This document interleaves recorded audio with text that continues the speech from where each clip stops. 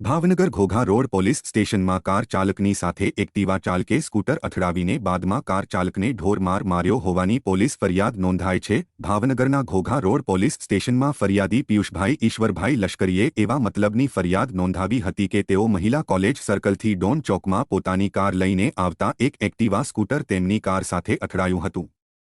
જેમાં સવાર બે લોકો નીચે પટકાયા હતા,